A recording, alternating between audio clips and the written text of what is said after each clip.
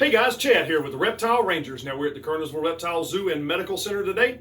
We are going to talk about a really cool snake. We had somebody actually ask. One of my guys, Christina, has been helping out somebody with a corn snake and they had requested, so I'm just going to kind of, while it was fresh on my mind, we're going to go ahead and jump ahead of a few other things that we needed to film about. But we're going to talk about corn snakes because, and I'll kind of explain why I'm talking about this in the video itself.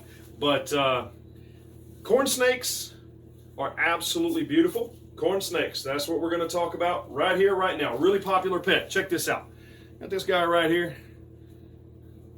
Absolutely cool snakes. Really friendly, really friendly snakes. All right, let's go. Let's talk about corn snakes. All right, so the corn snake is actually a rat snake, okay? It's a colored rat snake. There is no scientific real difference between a rat snake and a corn snake. It's just a colorful version of the rat snake, okay? It's not a different species.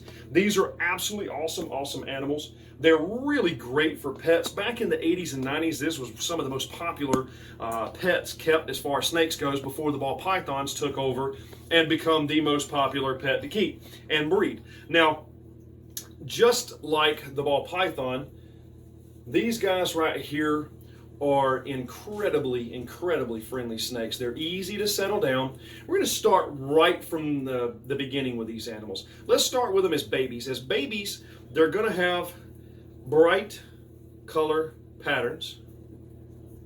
See that down through there? All that different pattern. It's going to be quite a bit brighter. With like baby black rat snakes, they also have the same pattern as this, other than it's kind of a gray with the black blotches. But these guys, once in breeding as babies, kind of like ball pythons, baby corn snakes can be somewhat difficult to get started eating. They're not the easiest babies to get started eating. There are much other snakes that's much easier to get started with the eating process. Milk snakes tend to be a whole lot easier. Boas, berms, reticulateds. There's a lot of snakes that are a whole lot easier to get started as babies than ball pythons and corn snakes can be. However, great animals. These guys are a little bit more wiry. I think one of the biggest reasons why the ball pythons probably tended to take over as the most popular one is because these guys, they don't always want to get still. Ball pythons, we know them as pet rocks. They do pretty much nothing, okay? So it makes a great armband. It makes a great necklace. It makes a great whatever if you're wanting to just hang out with a snake. Most of your juvenile colubrids tend to be pretty fast-paced and high-strung, so they're always on the go, being curious and wanting to keep moving. Now, when it comes to actually keeping these guys as pets, they're really simple. You can do arboreal setups, which means you can go high.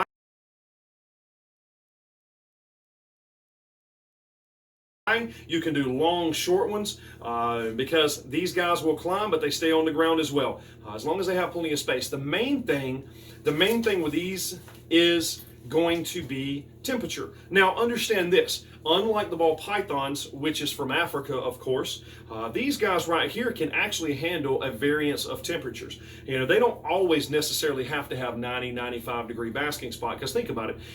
Here in the mid-Atlantic coastal area where we're at in North Carolina, we see all kinds of temperatures. All kinds of temperature differences, and we can see these animals all year long, other than typically in snow and ice. We'll tend to see these guys out and about. If it gets too hot, we're having our upper 90s with near 80%, 90% humidity, then we're not going to see anything out of these guys other than first thing in the morning and then last thing in the evening once it starts to cool down, because it's still too hot for them too.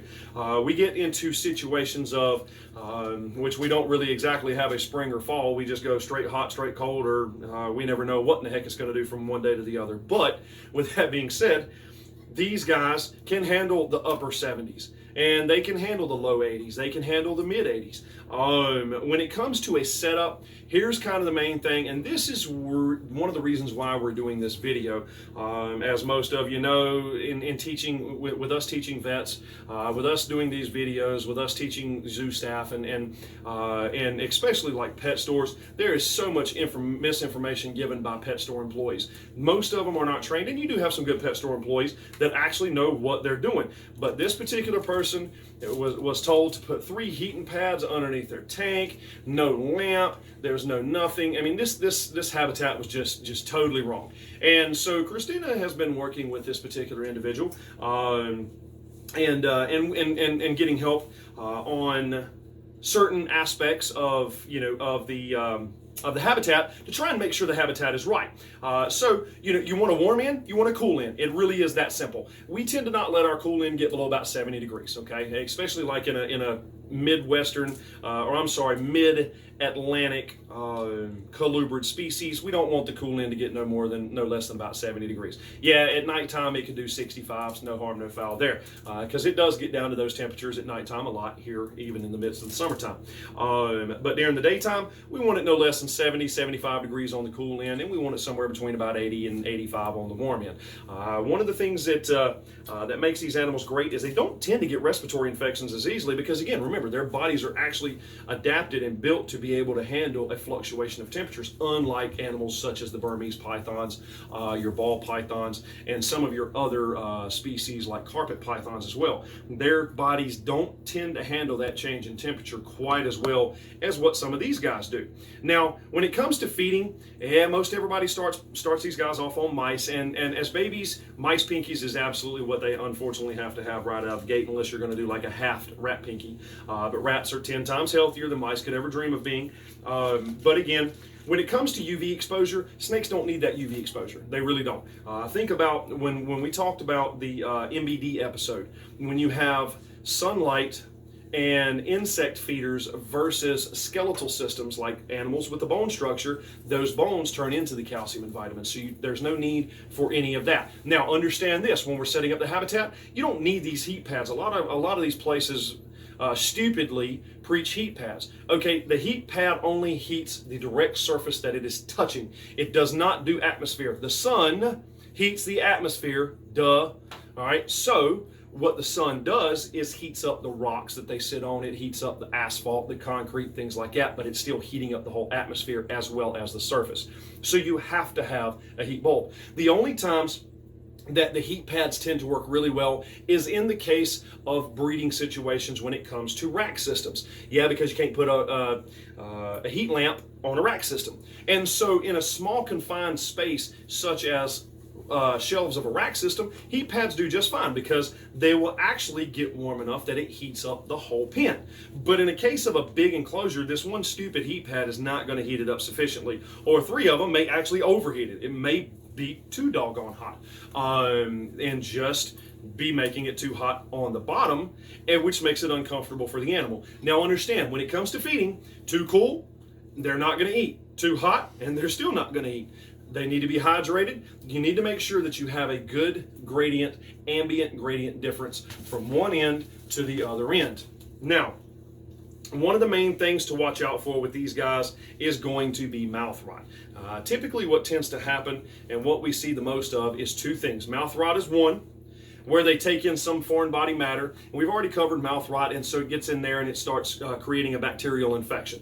The other one tends to be in cases of like heating pads on the belly. You'll start seeing pink discoloration coming up in certain areas down through the belly, and 9 times out of 10 that's where it's been sitting on something that's just gotten too hot and it stayed there too long or couldn't get away from it good enough, and kind of like a sunburn, it started burning the belly. Not all the time is it actually burnt. It could just be where the meat and the scales just got a little bit too hot and it's starting to show itself through that pink coloration. Okay. With these guys right here, breeding, they pretty much breed any time of the year. In captivity, I've seen corn snake breeders breed them any time throughout the year. There is no real cool down process necessary. There is no major seasons that one does better than the other. Yes, a cool down and a warm up may actually help to produce a more fertile batch of eggs. But I mean, we have seen Bailey and even bred corn snakes for a few years, and I mean, he bred those things anytime throughout the year. I mean, we'd have eggs all throughout the year, so there is no real one good time better than the other. However, again, these are absolutely amazing animals. To begin with, yes, they can be a little testy. You have to watch them. You have to work with them. Some can be more aggressive than others, and some are less aggressive and just very laid back. But again, these guys make an absolute awesome pet, just like a lot of the colubrid species. Just understand what you're getting yourself into, and the main thing is understand how their habitat is supposed to be. It can be tall with all kinds of things for them to climb on. Think of a chameleon cage. It can be long and short, something like you would put your Burmese python in, your reticulated python. Just give it things to hide on or under, things to climb on, water dish that it can get in and curl up, because yeah, they do like to soak. So give it a big enough water dish that it can climb in. If you want to do bedding such as cypress mulch or the pine bedding, aspen bedding, whatever the case may be, they do like to burrow too. If you want to go natural, you can boil like what we would do for isopods and springtails, things like that. You go out in the fall and get you just a crap load of leaf litter. You can boil that, which will kill any parasites on it, and then you can take and spread that out, and it becomes natural.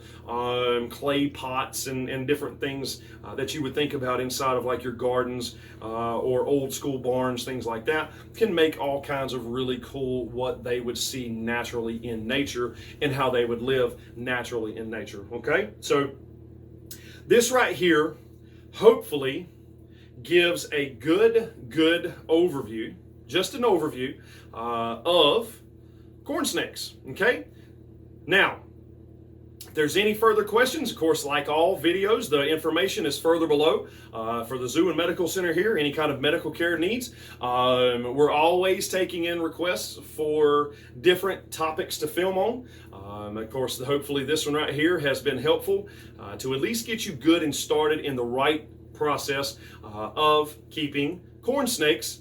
And then for any further in-depth questions, science, things to do, things not to do, you can always get in touch with us, or you can always write us in and have us film about something that may be a little bit more in-depth. But this right here is a beautiful, amazing pet. All right, this is corn snakes. Now, this is Chad with the Reptile Rangers here at the Kernersville Reptile Zoo and Medical Center. Make sure to hit that subscribe button. Make sure to hit that like button. Write us in, tell us what you want to see. We appreciate, as always, you following along and requesting different material for us to film about. Now, we look forward to seeing you either on the next episode or we'll see you here in the zoo. Later.